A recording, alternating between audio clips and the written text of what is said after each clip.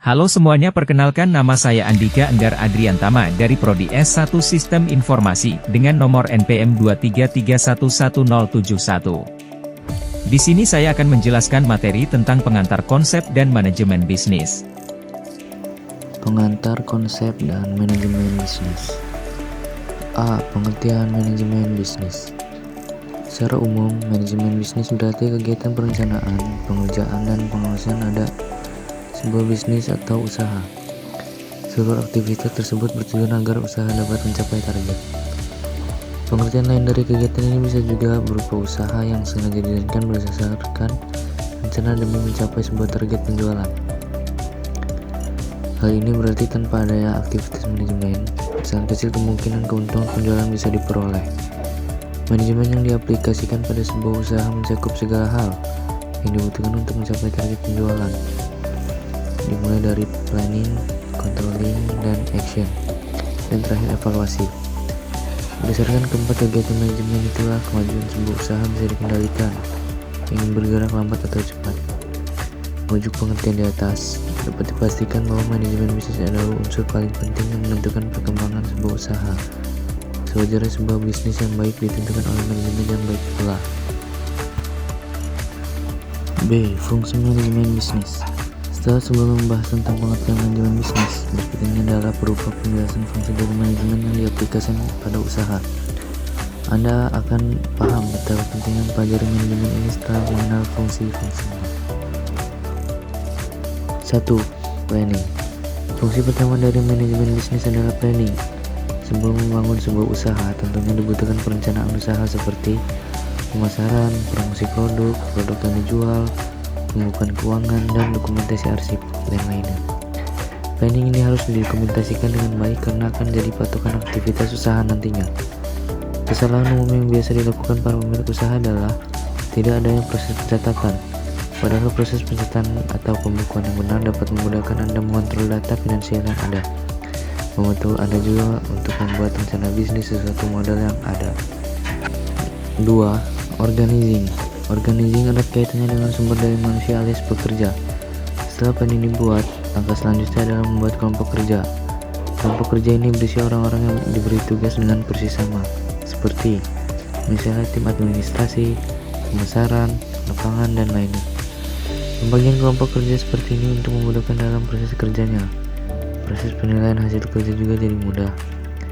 Pemimpin akan mudah menilai apakah pekerjanya telah bekerja sesuai keahliannya atau tidak.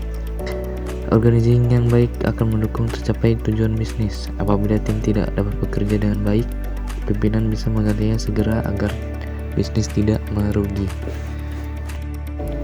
3. Staffing. Staffing mencakup seluruh sumber daya yang dimiliki perusahaan seperti mesin, bahan baku, sarana pendukung, dan lainnya. Sumber daya harus diatur dalam penggunaannya dan disesuaikan dengan kebutuhan bisnis. Hal ini hanya bisa dilakukan apabila perusahaan memakai manajemen yang baik. Apabila manajemen tidak ada, pemakaian sumber daya bisa melebihi prioritas dan menyebabkan modal membengkak. Hal seperti ini yang sering mengakibatkan keuangan perusahaan jadi merugi. Akhirnya, bisnis yang ada pun terancam bangkrut. 4. Directing. Fungsi keempat dari manajemen adalah directing yang erat kaitannya dengan pengarahan. Di sini tindakan pemimpinan memegang posisi penting sebagai penyemangat tim agar bekerja sesuai perencanaan. Bukan yang aneh apabila di tengah jalannya perencanaan semangat pekerja malah turun. Apabila hal ini terjadi, maka pimpinan harus segera turun untuk memberikan pemahaman dan pengarahan. Karena kinerja dan progres kerja yang tidak sesuai sangat berpengaruh pada pendapatan perusahaan. Directing sangat penting dilakukan karena erat kaitannya dengan kepatuhan pada perencanaan. Kerja yang sesuai dengan arahan perencanaan akan membuat usaha dapat mencapai target. Namun perlu diingat untuk menghindarkan teguran yang dapat membuat pekerja turun kemauan kerjanya. 5. Controlling. Controlling merupakan pengawasan apakah sistem kerja telah dilaksanakan dengan sesuai atau tidak. Dengan controlling akan terlihat poin-poin penting yang harus dievaluasi dan dicatat. Sekaligus juga dapat terlihat hambatan-hambatan yang ada. Controlling tidak harus dilakukan langsung oleh pimpinan, tapi bisa juga oleh ketua tim. Nanti pimpinan akan meminta laporan langsung dari ketua tim. Berdasarkan laporan tersebut, pimpinan bisa mengambil langkah yang diambil untuk perencanaan berikutnya. Komponen-komponen manajemen bisnis. Komponen-komponen manajemen bisnis maksudnya adalah unsur-unsur yang harus dijalankan dengan sistem manajemen. Semuanya memiliki fungsi-fungsi yang berbeda. Ini dia komponen manajemen bisnis yang dimaksud. 1. Manajemen keuangan. Manajemen keuangan adalah manajemen yang mengatur tentang pengaturan anggaran di perusahaan.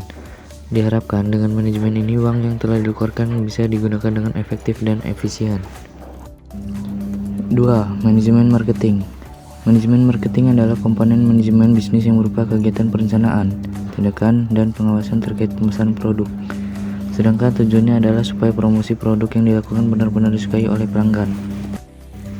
3. Manajemen produksi. Manajemen produksi adalah pengaturan terjadinya proses pembuatan produk di perusahaan. Ini terkait dengan keberfungsian mesin produksi, operator produksi, dan peracikan bahan baku yang digunakan. 4. Manajemen distribusi. Manajemen distribusi adalah kegiatan manajemen untuk memastikan cara distribusi produk yang tepat. Maksudnya, barang yang sampai ke tangan produk tidak cacat serta bisa sampai dengan cepat kepada pelanggan. 5. Manajemen sumber daya manusia. Manajemen sumber daya manusia maksudnya adalah kegiatan manajemen yang mengatur tentang para pekerja, termasuk kedisiplinan serta pengaturan bidang kerja mereka. Perencanaan manajemen bisnis. Perencanaan yang perlu diterapkan untuk menjalankan manajemen bisnis tidak sulit. Ini dia list perencanaan yang dilakukan, berarti salah satu unsur manajemen bisnis sudah dijalankan. 1. Tentukan tujuan perusahaan dan target bisnis. 2. Menyusun strategi untuk mencapai tujuan. 3. Menentukan sumber daya yang dibutuhkan. 4. Menetapkan standar kerja untuk mencapai tujuan. Demikian penjelasan tentang manajemen bisnis yang diulas dengan lengkap. Silakan terapkan jika ingin membangun bisnis. Dalam manajemen bisnis, kita telah menjelaskan pengertian, fungsi, komponen, dan perencanaan yang diperlukan. Semua elemen ini merupakan fondasi yang kuat untuk keberhasilan suatu bisnis. Penting untuk diingat bahwa manajemen bisnis adalah suatu seni dan ilmu yang terus berkembang. Perubahan dalam lingkungan bisnis, teknologi, dan kebutuhan pelanggan memerlukan adaptasi konstan. Manajemen yang efektif dan berkelanjutan adalah kunci keberhasilan bisnis dalam jangka panjang. Ini melibatkan inovasi, kepemimpinan yang kuat, dan kemampuan merespon perubahan dengan cepat. Oleh karena itu, dalam upaya memajukan bisnis Anda, jangan ragu untuk belajar, mengembangkan keterampilan manajemen, dan mengambil tindakan berdasarkan pemahaman yang mendalam tentang prinsip-prinsip manajemen bisnis. Sekian penjelasan dari saya. Apabila ada kurang dan lebihnya, saya minta maaf. Terima kasih.